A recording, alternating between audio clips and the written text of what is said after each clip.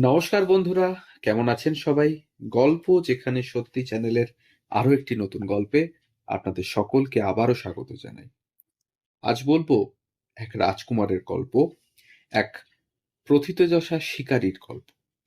কিন্তু পরবর্তীকালে তাকে আমরা অন্য পরিচয়ই বেশি দেখতে পাই।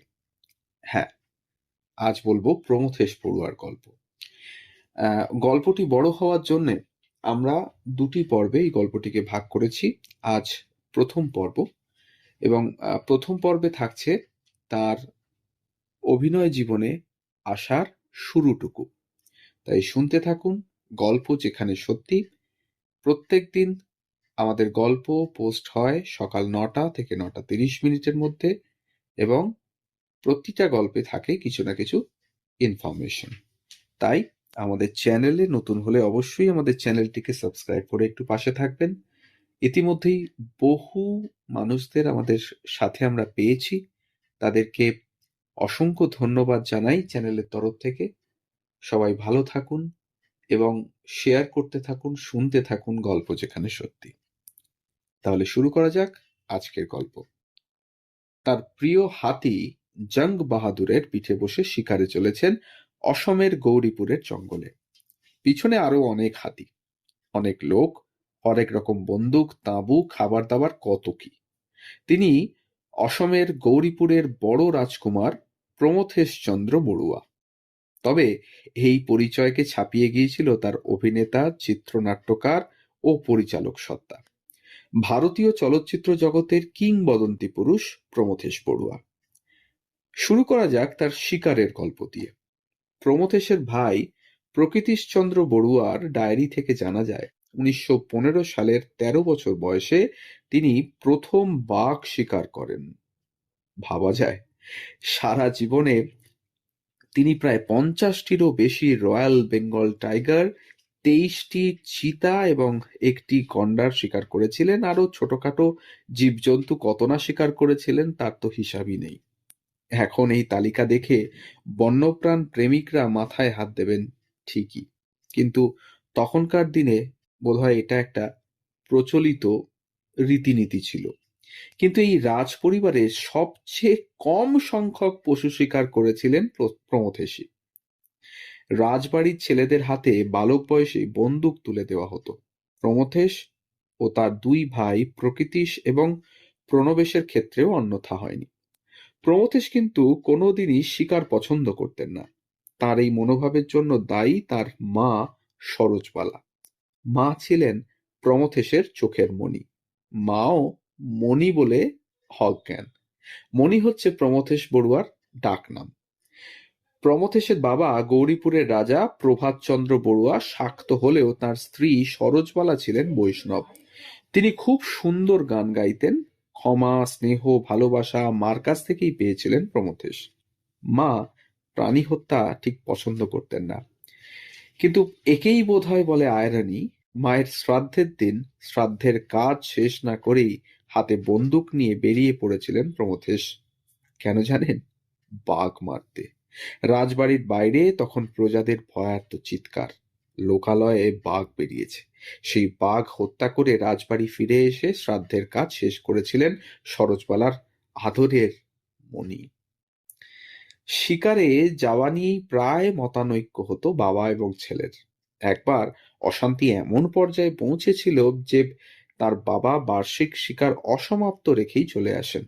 শোনা যায়, শিকারে যাওয়ার সময় প্রমথেশের সঙ্গে থাকতো ছোট বড় বিভিন্ন ধরনের পাথর, ইজেল, রং, তুলি, প্যালেট, কাগজ, পেন্সিল। শিকারের জন্য যখন অপেক্ষা করতে হতো তখন তিনি ছবি আঁকতেন। তার মন চাইতো না কোনো ঘুমন্ত জীবকে হত্যা করতে।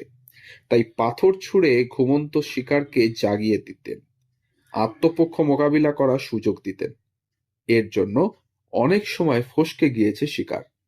পছন্দ না করলেও তিনি ছিলেন বড় শিকারী। কিন্তু একটা প্রাণী তার আত্মারাম খাঁচা করে দিত। আর কে জানেন যেটা? সেটা হলো একটা আরশোলা।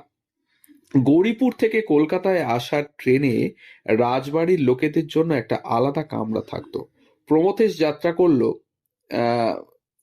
যখনই যাত্রা করতেন তখনই সেই কামরায় মশারি টাঙানো হতো। ট্রেনে উঠে তিনি মশারির মধ্যে ঢুকে পড়তেন, পাছে আরশোলা উড়ে এসে তার গায়ে বসে। ১৯২৬ সালে বিনা প্রতিদ্বন্দ্বিতায় অসম ব্যবস্থা পরিষদ এর সদস্য নির্বাচিত হয়েছিলেন তিনি। সেই সময় গভর্নর লরি হ্যামন্ড তাকে মন্ত্রী হওয়ার প্রস্তাবও দিয়েছিলেন। সাহেবের এই উপহার নিতে রাজি হননি তিনি। তার বদলে চিত্তরঞ্জন দাসের স্বরাজ পার্টিতে যোগ দিয়েছিলেন প্রমথেশ। কিন্তু সিনেমার নেশার কাছে রাজনীতিক প্রমথেশ হারিয়ে গেলেন। প্রমথেশ বড়ুয়া আপাদমস্তক শৌখিন মানুষ ছিলেন, সবসময় পরিপাটি থাকতেন। শোনা যায় ওর ঘোড়া এবং গাড়ির শখ ছিল। ৬টা রেসের ঘোড়া ছিল, আর যখন যে গাড়ি বাজারে আসতো তিনি কিনে নিতেন। ওর সংগ্রহে অনেক বিদেশি গাড়িও ছিল, যার মধ্যে অন্যতম স্পোর্টস কার ইসোত্তা ফ্রাস্কিনি। কিন্তু ভোজনের ব্যাপারে তিনি মোটেই শৌখিন ছিলেন না। মানুষটি ছিলেন স্বল্প আহারী। অধিকাংশ সময় নিরামিষ খেতেন, মাছ ছুতেন না। মাঝে মধ্যে মাংস খেতেন। কলেজের পাঠ শেষ হওয়ার পরেও প্রমথেশ ভাবেননি তিনি রূপলী পর্দার সঙ্গে জড়িয়ে যাবেন।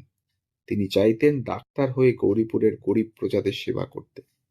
বাড়িতে প্রাথমিক শিক্ষার পরে কলকাতার হেয়ার স্কুলে পাঠিয়ে দেওয়া হয় তাকে।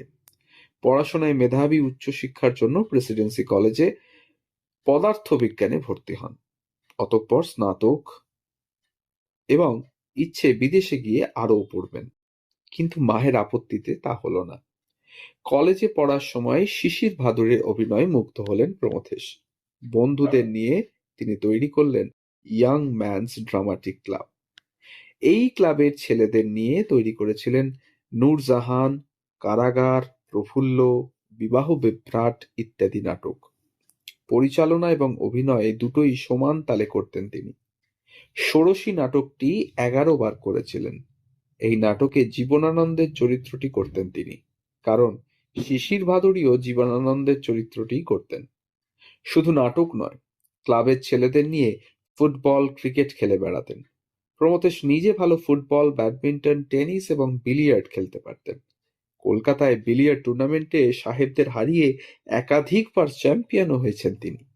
পরোক্ষভাবে শিকারের প্রশিক্ষণই তাকে অভিনয়ে টেনে আনলো। তখন নির্বাক চলচ্চিত্রের যুগ। ১৯২৯ নাগাদ ধীরেন গঙ্গোপাধ্যায়, দেবকী কুমার বসু, নীতিশ লাহিড়ী প্রমুখ মিলে তৈরি করছিলেন ব্রিটিশ ডমিনিয়ন্স ফিল্ম কোম্পানি। ওদের প্রথম ছবি পঞ্চস্বর পরিচালনা করেছিলেন দেবকী বসু। ধীরেনবাবুই প্রমথেশকে ডেকেছিলেন শুটিং দেখতে। দৃশ্যটা ছিল নায়িকাকে পাশে নিয়ে নায়ক বন্দুক ছুড়বে। প্রমথেশ লক্ষ্য করলেন নায়ক বন্দুকটা ঠিকমতো ধরতেই পারছেন না। ভুলটা বাকিরা ধরতেও পাচ্ছেন না, মানে কিভাবে কোথায় যেন ভুলটা হয়েই যাচ্ছে। প্রমথেশ আর না পেরে বলেই ফেললেন। নায়ককে দেখিয়েও দিলেন ট্রিগার ধরার প্যাচ পয়জার। পরিচালক ওই দৃশ্যে নায়কের জায়গায় প্রমথেশকেই তখন অভিনয়ের প্রস্তাব দিলেন, এবং শুরু হলো ফিল্মের প্রতি তার আগ্রহ। এটুকুই থাকলো প্রথম পর্বে প্রমথেশ বড়ুয়ার জীবন কাহিনী, কিভাবে রাজকুমার থেকে শিকারী থেকে স্নাতক এবং তারপরে কিভাবে অভিনয় জগতে প্রবেশ করা, এটুকুই থাকলো প্রথম পর্বের গল্পে। তাই আবারও মনে করিয়ে দিই, আমাদের চ্যানেলে নতুন হলে অবশ্যই আমাদের চ্যানেলটিকে সাবস্ক্রাইব করে পাশে থাকবেন। আগামীকাল পর্ব ২ নিয়ে আমরা আসছি, আবার ঠিক সকাল ৯টা থেকে ৯টা ৩০ মিনিটে। সবাই ভালো থাকুন, সুস্থ থাকুন আর শুনতে থাকুন গল্প যেখানে সত্যি। ধন্যবাদ।